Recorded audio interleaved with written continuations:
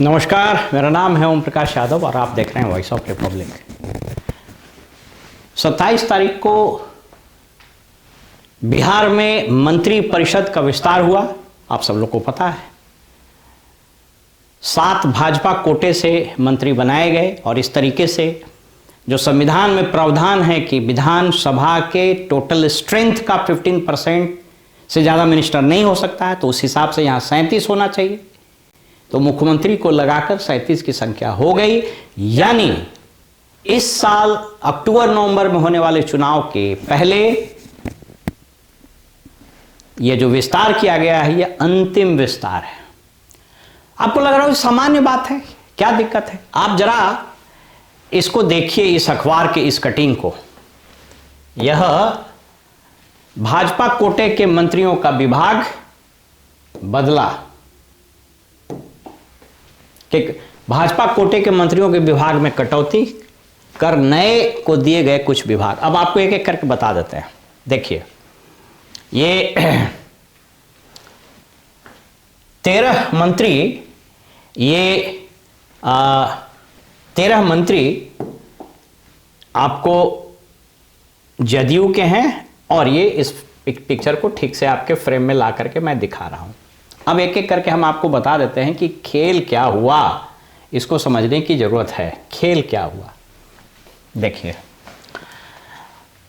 खेल सबसे पहले यह हुआ कि ये विजय कुमार सिन्हा जो उप मुख्यमंत्री हैं, वैसे उप मुख्यमंत्रियों की कितनी चलती है वो सबको पता है, होड़ लगा रहता है अभी सम्राट चौधरी और विजय सिन्हा में। बहरहाल इनसे पथ निर्माण विभाग, जो इस राज्य का सबसे महत्वपूर्ण विभाग माना जाता है, सबसे ज़्यादा बजट भी उसका होता है कैपिटल एक्सपेंडिचर के हिसाब से, इनसे पथ निर्माण विभाग छीन लिया गया। और ये नितिन नवीन जो पटना के विधायक हैं, पटना के विधानसभा क्षेत्र से, और ये कायस्थ समाज से यानी लाला समाज से आते हैं।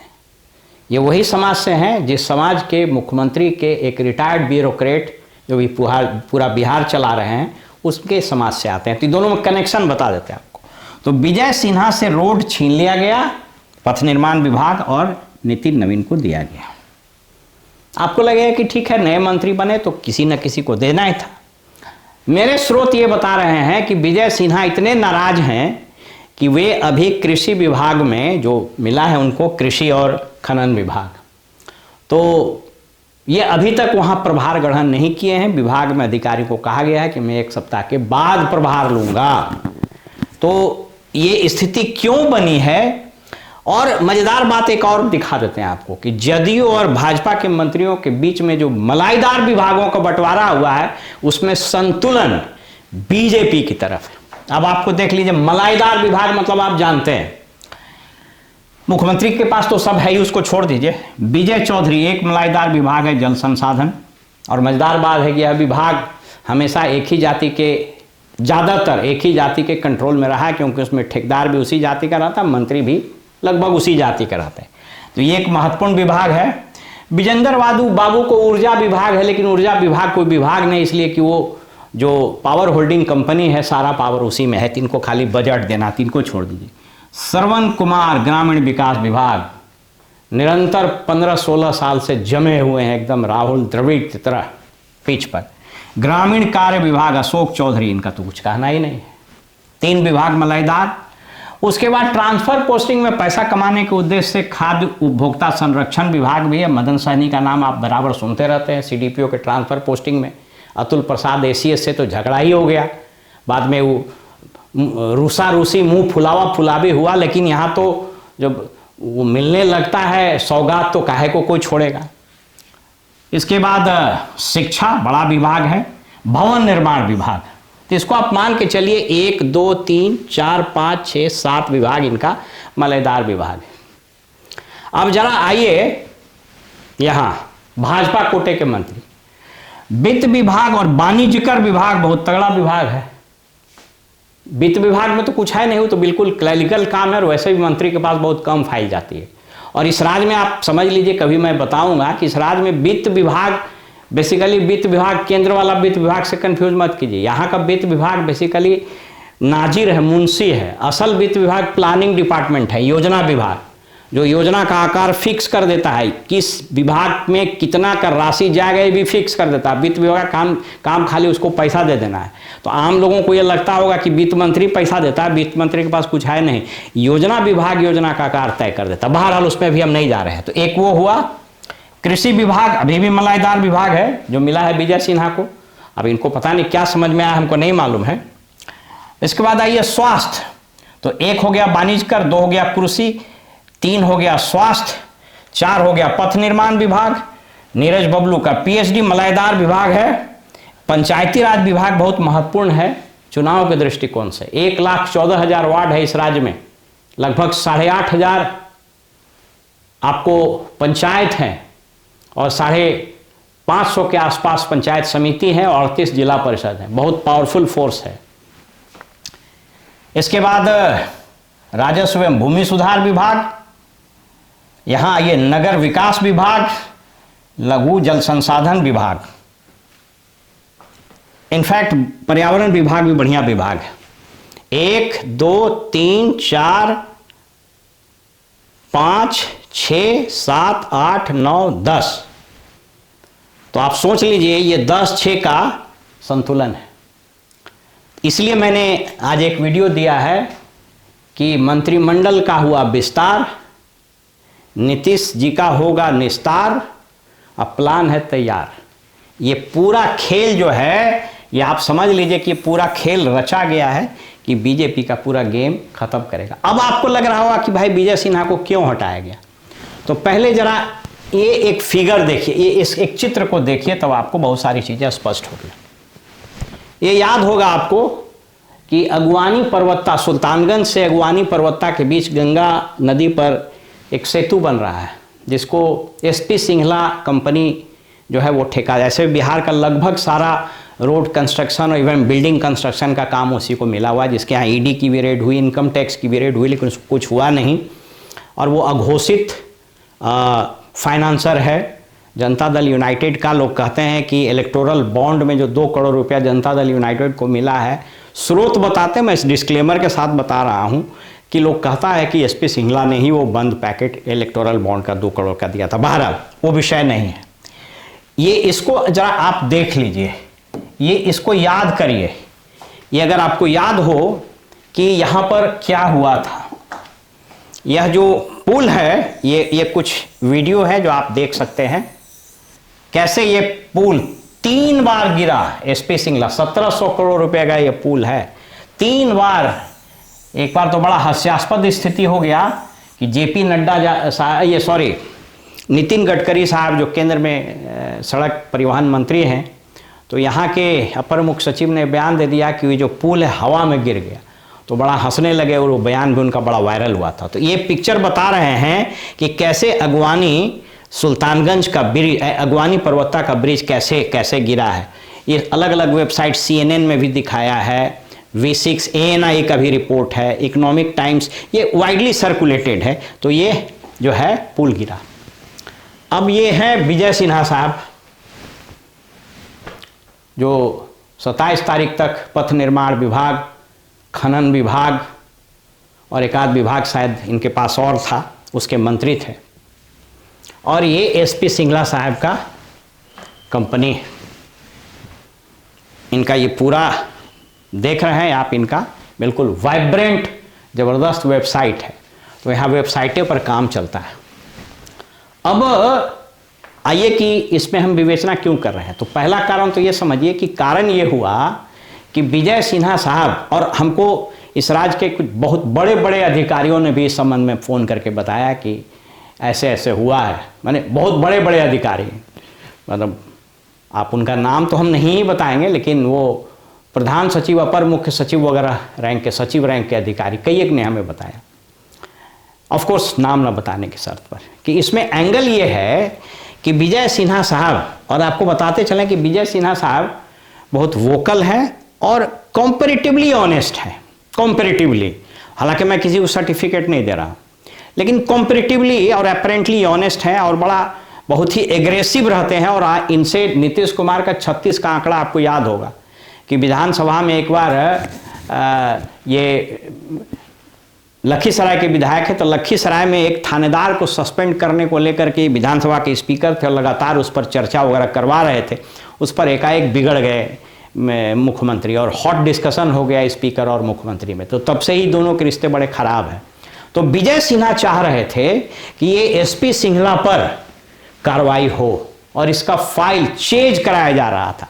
सचिवालय में फाइल चलने की एक प्रक्रिया होती है, जो रूल्स ऑफ एग्जीक्यूटिव बिजनेस उसको बोला जाता है कार्यपालक नियमावली, जो संविधान के अनुच्छेद 166 के तहत बना होता है, उसके तहत फाइल का मूवमेंट होता है। सामान्यतः सभी संचिकाएं मंत्री के पास नहीं जाती, लेकिन मंत्री को अधिकार है कि कोई पर्टिकुलर संचिका को वो मंगवा सकते हैं। मेरे स्रोत बता रहे हैं कि ये विजय सिन्हा साहब लगातार एकदम प्रेशर बनाए हुए थे कि साहब ये फाइल क्यों नहीं आ रही है। तो लगातार बेचैन थे कि फाइल भेजो, लगातार उनकी तस्वीरें आप देख रहे हैं, फाइल भेजो। तो ये फाइल अंततोगत्वा इनके पास 2-3 दिन पहले, यानी इस मंत्रिमंडल विस्तार के 2-3 दिन पहले शायद पहुंची है और इन्होंने मन बना लिया था कि एसपी सिंघला पर हम कार्रवाई करेंगे। और आपको बताते चलें कि 3 बार पुल ब्रिज गिरा अगवानी पर्वता का, रेड हुआ, सब कुछ हुआ, लेकिन एसपी सिंघला मतलब एकदम अंगद की तरह पांव जमाए हुए हैं बिहार में। तो ये मंत्री जी एकदम एडमेंट थे कि उस पर कार्रवाई होगी। इसके चलते बहुत सारे लोग हम बोल रहे हैं, जिसका मतलब 3 लोग बता रहे हैं, पॉलिटिशियन यानी मिनिस्टर्स और सब मिनिस्टर्स उसमें किसी दल का सब, चूंकि ये जो 20 साल का शासन नीतीश जी का है, तो 2 बार तो ये पलटी मार चुके हैं, तो दोनों बार में विपक्षी दल भी उसमें आ गया। तो बाय एंड लार्ज सभी पॉलिटिशियन एक्सेप्ट अ फ्यू वो इस पक्ष में थे कि भाई ये सब कार्रवाई करना शुरू करेगा तो बहुत लोग फंस जाएगा। तो पहला इंटरेस्ट था मिनिस्टर्स का एंड एक्स मिनिस्टर्स का। दूसरा इंटरेस्ट था ब्यूरोक्रेट का। इस पथ निर्माण विभाग में कौन कौन लोग रहे हैं आपको पता है, कितने बहादुर वीर बांकुड़े लोग रहे हैं, और उनका सीधा संबंध सीएमओ से है। सीएमओ में जो एक अधिकारी अभी पूरा बिहार चलाते हैं, उनके साथ संबंध है। तो वो कहा जा रहा है कि वो अधिकारी जो है बॉस, उसको बॉस बोला जा रहा है, तो वो बॉस बिगड़ गए। वो कहे कि भाई तो ठीक नहीं है, तो हुआ कि तो अपर मुख्य सचिव को बदला जाए। तो अपर मुख्य सचिव को बदलने से क्या होगा, खेल तो मंत्री कर रहा है। तो ये ऐसा खेल किया गया कि साहब ये मंत्री परिषद बदलने के नाम पर 7 को बदलिए और उसी में विभाग का बंटवारा तो एक नोटिफिकेशन से होता है, निकल गया और विजय सिन्हा आउट हो गए। मेरे स्रोत अभी यह भी बता रहे हैं कि साहब ये कुछ इसके अलावा भी एक मामला है कि पथ निर्माण विभाग सबसे दुधारू गाय, तो उस दुधारू गाय का दूध इन दिनों विजय सिन्हा के टेन्योर में कम हो गया था या शायद दूध ही नहीं निकल रहा था। तो दूध जो नहीं जा रहा था तो उसमें भी हुआ फरमान कि साहब वहाँ से तो दूध आ नहीं रहा है। तो भाई कहा कि दूध नहीं आ रहा है तो जो गाय रखे हुए है वो तो गाय को दूहने ही नहीं दे रहा है, तो उसको हटाया जाए। मेरे स्रोत यह भी बता रहे हैं कि हो सकता है इस सत्र के बाद या सत्र के बीच ही विभाग के प्रमुख को भी हटाया जाए और वहाँ पर कुछ ऐसे आदमी को लाया जाए जिनका बॉस से बढ़िया कनेक्शन हो और पूर्व की भांति यह विभाग अनवरत कामधेनु की तरह दूध देता रहे। तो ये पूरा खेल है और ये खेल यही रुकेगा नहीं, क्योंकि ये बात जो है ऊपर तक गया है, अभी ऊपर तक जा रहा है खेल।